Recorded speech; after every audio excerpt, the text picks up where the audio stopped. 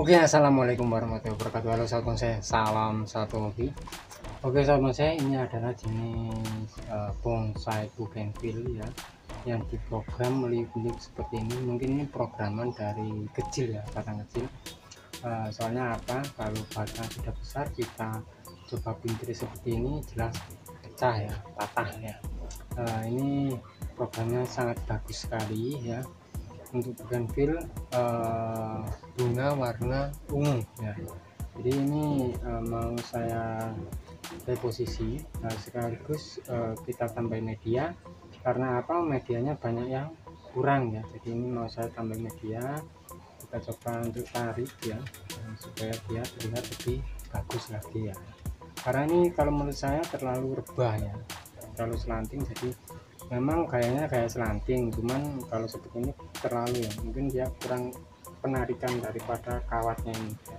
Oke, saya coba untuk naikkan ya.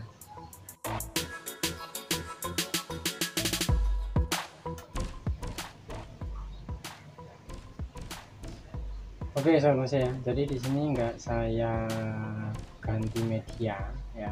Karena apa, kalau kita ganti media sayang sobat saya, karena apa, dia lagi berbunga, apalagi bunganya lebat. Jadi kalau kita ganti media pasti nanti dia bakal apa ya, macet pertumbuhan, layu ya. Cuman tapi sebentar, biasanya cuma sebentar untuk layu, terus nanti dia akan tumbuh lagi. Makanya di sini kita coba untuk tambahin media saja.